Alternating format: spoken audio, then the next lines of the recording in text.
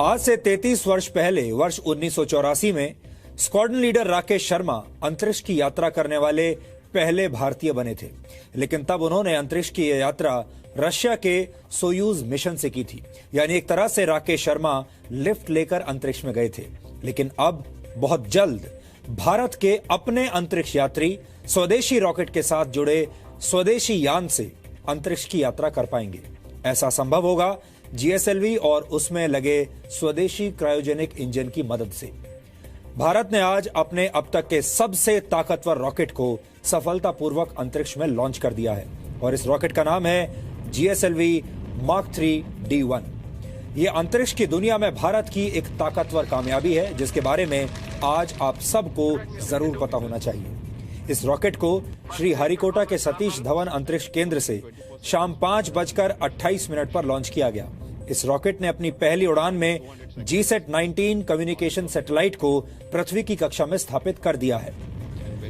GSLV MK3 D1 rocket में CE-20 cryogenic engine का इस्तेमाल किया गया है जो पूरी तरह से स्वदेशी है, यानी भारत में बना है और ये भारत के लिए एक बहुत बड़ी कामयाबी है। इस रॉकेट के लॉन्च के बाद अब भारत के पास भारी सैटेलाइट लॉन्च करने की स्वदेशी क्षमता आ गई है। पहले भारत को भारी सैटेलाइट लॉन्च करने के लिए फ्रांस की मदद लेनी पड़ती थी। इस रॉकेट ने जिस GSAT-19 सैटेलाइट को पृथ्वी की कक्षा में स्थापित किया है उसका वजन 3,316 किलोग्राम है। इससे पहले इसरो 2,300 किलोग्राम से ज्यादा वजन वाले सैटेलाइट्स को फ्रांस के एक रॉकेट की मदद से लॉन्च करता था। लेकिन अब भारत ने इस क्षेत्र में भी दूसरे देशों पर अपनी निर्भरता लगभग खत्म कर दी है। जीएसएलवी मार्क 3 D1 भारत का अब तक का सबसे भारी रॉकेट है। इसका वजन एक बोइंग के 5 जंबो जेट विमानों के कुल वजन के बराबर है। एक और गणना के मुताबिक अगर एक हाथी के वजन को करीब 3,000 किलोग्राम मान लिया जाए तो इस रॉकेट का वजन करीब 200 हाथियों के बराबर है। यह रॉकेट जियो स्टेशनरी ट्रांसफर ऑर्बिट यानी GTO में 4,000 किलोग्राम के वजन तक का सैटेलाइट छोड़ सकता है, जबकि यह रॉकेट पृथ्वी की निचली कक्षा यानी लो अर्थ ऑर्बिट में 10,000 किलोग्राम तक का पेलोड ले जा सकता है। भविष्य में इस रॉकेट का इस्तेमाल भारत के अंतरिक्ष यात्रियों को अंतरिक्ष में भेजने के लिए भी किया जा सकता है। इस रॉकेट के द्वारा अंतरिक्ष में भेजे गए सैटेलाइट GSAT-19 में स्वदेशी लिथियम आयन बैटरीज भी लगी हैं और अगर ये बैटरीज सफल रहती हैं तो भविष्य में भारत में इलेक्ट्रिक कारों और बसों का निर्माण आसानी से हो पाएगा। 25 मई को डीएनए में हमने आपको जीएसएलवी के बारे में बताया था। तब हमने आपको बताया था कि कैसे 80 के दशक के अंत में अमेरिका ने भारत के जीएसएलवी कार्यक्रम को रोकने की या कह लीजिए कि बंद करने की कोशिश की थी और अमेरिका इसमें कामयाब भी हो गया था। अगर जीएसएलवी मार्क 3 को भारत का बाहुबली रॉकेट कहा जाए तो आप अमेरिका को कटप्पा कह सकते हैं, क्योंकि उसने भारत की जीएसएलवी वाली उड़ान को रोकने की कोशिश की थी, वो भी पीठ में खंजर घोंपकर। 1980 के दशक के अंत में भारत ने रशिया से क्रायोजेनिक इंजन्स मांगे थे। रशिया 230 करोड़ रुपए में भारत को यह इंजन देने के लिए तैयार भी हो गया था, लेकिन तब अमेरिका ने इसरो पर पाबंदी लगा दी और रशिया पर दबाव बनाया कि वो भारत को क्रायोजेनिक इंजन की तकनीक न दे। लेकिन आखिरकार भारत ने स्वदेशी तकनीक पर आधारित क्रायोजेनिक इंजन बना लिया और अमेरिका को करारा जवाब दे दिया। आज भारत के पास खुद का क्रायोजेनिक इंजन भी है और Bharat missile technology control regime का सदस्य भी है। और अब वक्त इतना बदल गया है कि अमेरिका भारत की मदद से अपना अब तक का सबसे बड़ा सैटेलाइट अंतरिक्ष में छोड़ने की योजना बना रहा है। आज की कामयाबी से यह बात और पुख्ता हो गई है कि वर्ष 2021 में भारत का जीएसएलवी रॉकेट भारत और अमेरिका के संयुक्त सैटेलाइट निसार को सफलतापूर्वक लॉन्च करेगा। यानी जो अमेरिका कभी भारत का रास्ता रोक रहा था, आज खुद वही देश भारतीय टेक्नोलॉजी की सेवाएं ले रहा है। जीएसएलवी मार्क 3 D1 ने आज अपनी ऐतिहासिक उड़ान को 16 मिनट और 20 सेकंड में पूरा किया। लेकिन इसरो की इस कामयाबी के पीछे कई दशकों की कड़ी मेहनत छिपी हुई है। इसलिए आज हमने इस कामयाबी का एक सुपरसोनिक विश्लेषण आपके लिए तैयार किया है। इस रॉकेट की कामयाबी ने भारत को अंतरिक्ष की उस कक्षा में स्थापित कर दिया है जिसे दुनिया में बहुत सम्मान की नजर से देखा जाता है। हमें लगता है कि इसरो भारत की सबसे देशभक्त संस्थाओं में से एक है, जिसने हमेशा देश का नाम रोशन किया है।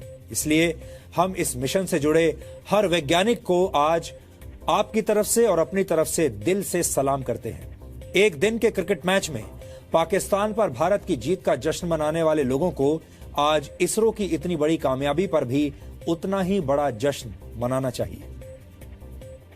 5, 4, 3, 2, 1, 0, +1, +2, ignited, +3, vehicle lift off, +4, +5, +6, +7.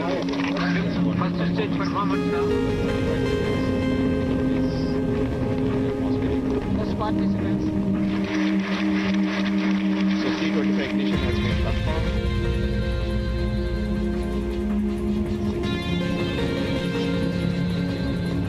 +50 seconds. +1 second.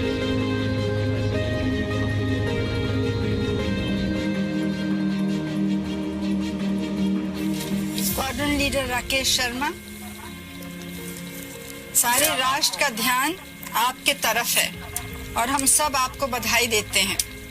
यह एक ऐतिहासिक कदम है। मेरी आशा है कि इससे हमारा देश अंतरिक्ष के प्रति जागरूक होगा और साथ ही हमारे युवकों को साहसिक कार्य करने की प्रेरणा मिलेगी। प्रश्न तो आपसे बहुत से पूछने हैं, लेकिन थोड़े से पूछती हूँ। जमीन पर तो आपकी ट्रेनिंग बहुत कठिन रही और एक वैसा ही वातावरण बनाया गया जैसे कि अंतरिक्ष में होता है। अब आप वास्तव में अंतरिक्ष में हैं, तो क्या वैसी ही हालत है या कुछ अलग लग रहा है? जी, पहले तो मैं भारत के नागरिक होने के नाते आपको धन्यवाद देता हूं और मेरे क्रू मेंबर्स भी मेरे साथ आपको धन्यवाद देते हैं आपकी बधाई के लिए। जैसे आपने कहा, हमारी ट्रेनिंग बहुत रवीश मल्होत्रा की और मेरी दोनों की ट्रेनिंग काफ़ी मुश्किल थी, मगर अभी हमें आके पता लग रहा है कि ये जो ट्रेनिंग हमें मिली, ये ट्रेनिंग ज़रूरी थी, क्योंकि यदि हमारी डॉकिंग मनूवर हुआ है बगैर किसी तकलीफ के, हमें तो ऐसे लगा जैसे कि हम सिमुलेटर में ही बैठे हुए हैं। तो ये हमें सब बताता है कि जो ट्रेनिंग हुई है, कड़ी ट्रेनिंग, इसकी ज़रूरत थी, जिसकी वजह से हम बगैर किसी तकलीफ के सक्सेसफुल डॉकिंग कर पाए हैं। ऊपर से भारत कैसा दिखता है आपको? जी, मैं बगैर किसी झिझक के कह सकता हूँ कि सारे जहां से अच्छा। आज अंतरिक्ष की दुनिया में एक बार फिर साबित हो गया कि सारे जहां से अच्छा हिंदुस्तान हमारा। आज से 33 वर्ष पहले 1984 में जब राकेश शर्मा अंतरिक्ष यात्रा करने वाले पहले भारतीय बने, तब पूरा देश खुशी से झूम उठा था। तब राकेश शर्मा ने अंतरिक्ष यात्रा के लिए रूस से लिफ्ट मांगी थी, लेकिन GSLV मार्क 3 D1 की कामयाब उड़ान ने भरोसा दिला दिया है कि आने वाले वक्त में भारतीय अंतरिक्ष यात्रियों यानी गगनॉट्स के हाथ में जिस यान का स्टीयरिंग होगा, उसके रॉकेट भी स्वदेशी होंगे, इंजन भी और क्रू मॉड्यूल भी। Today is a historic day. आज ऐतिहासिक दिन है। GSLV मार्क 3 D1 ने सफलतापूर्वक सैटेलाइट को ऑर्बिट में प्रक्षेपित कर दिया है। मैं इस मौके पर पूरी टीम को बधाई देता हूँ, जिन्होंने कई दशकों तक इसके लिए काम किया। ये बड़ी सफलता है। GSLV मार्क 3 ने next generation multibeam satellite GSAT 19 को प्रक्षेपित किया है। We will be looking forward to the operation of this satellite. 0, +1, +2, ignited, +3, vehicle lift off, +4, +5. GSLV mark 3 D1 ने 16 मिनट 20 सेकंड में जो कीर्तिमान रचा, उसे पूरी दुनिया सदियों तक याद रखेगी। PSLV की कामयाबी के बाद अब GSLV इसरो के तरकश का सबसे धारदार हथियार बनने जा रहा है। स्वदेशी क्रायोजेनिक इंजन, अपर स्टेज के सहारे उड़ान भरने वाला GSLV rocket satellite launch market का नया खिलाड़ी बन जाएगा। आज जब सतीश धवन अंतरिक्ष केंद्र के लॉन्च पैड से GSLV मार्क 3 D1 ने अपनी पहली उड़ान भरी, तब इसरो के वैज्ञानिक और पूरा देश सांसें थामकर इस कामयाबी का इंतजार कर रहा था।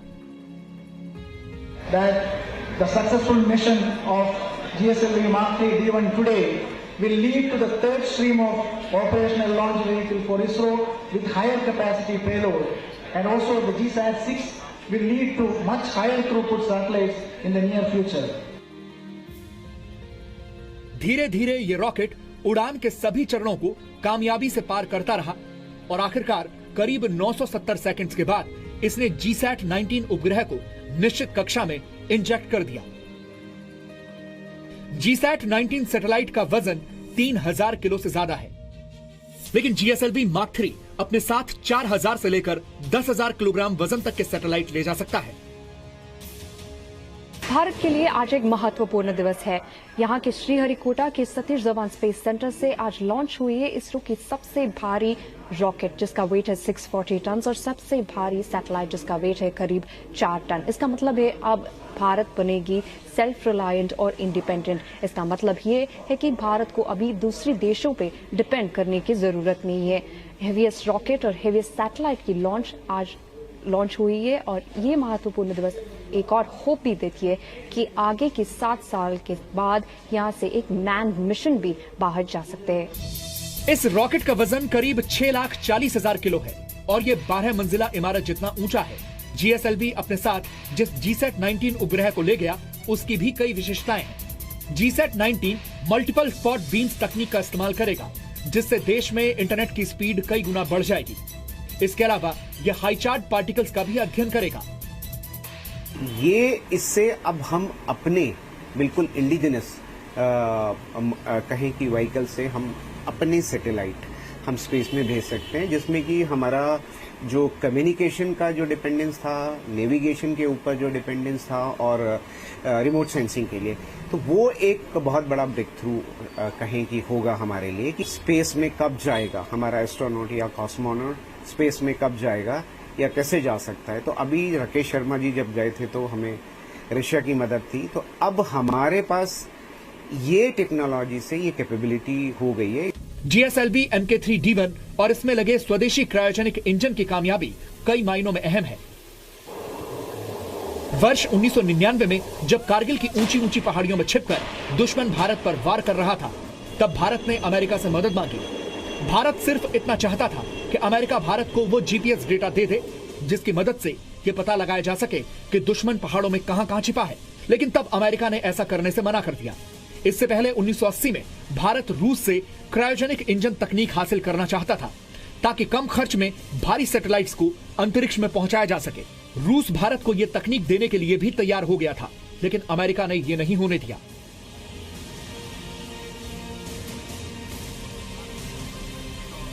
लेकिन अप्रैल 2016 में कारगिल युद्ध के 17 वर्ष बाद भारत ने खुद का GPS सिस्टम नैविक अंतरिक्ष में लॉन्च कर दिया। GSLV बिल्कुल आकाश की ओर हमारे अथक प्रयासों की परिणत एक ऐतिहासिक घटनाक्रम। और अब वर्ष 2021 में क्रायोजेनिक तकनीक पर आधारित GSLV भारत और अमेरिका के संयुक्त सैटेलाइट को लेकर उड़ान भरेगा। यानी भारत ने हर बार दुनिया को यह बता दिया है कि जितनी बार दुनिया हमारे वैज्ञानिकों के लिए दरवाजे बंद करेगी, हम अपने लिए नई राह तलाश लेंगे। कम्युनिकेशन सैटेलाइट है वो सिर्फ कम्युनिकेशन के लिए नहीं चल रहे हैं, जैसे कि GPS हम यूज़ कर रहे हैं। अब आजकल जो वेपन्स टेक्नोलॉजी है वो सब GPS पे चलती है, और अगर आप परदेश के GPS यूज़ करते हो तो हमको कभी भी वो टेक्नोलॉजी मना कर सकते हैं और हमारे वेपन्स काम के नहीं रहेंगे। तो GPS हर एक कंट्री को अपना खुद का बनाना है। भारत को GPS बनाना है। इसरो ने बहुत काम किया है, हमारी गगन वगैरह ऑलरेडी ऑर्बिट में है। GSLV रॉकेट में जिस क्रायोजेनिक तकनीक का इस्तेमाल किया जाता है वो भारी पेलोड ले जाने में सक्षम तो है ही, इससे सैटेलाइट लॉन्च करने में खर्च भी कम आता है। इतना ही नहीं, GSLV की क्रायोजेनिक तकनीक का इस्तेमाल करके भारत के अंतरिक्ष यात्री जल्द ही ब्रह्मांड की गहराइयों में भी डुबकी लगा पाएंगे।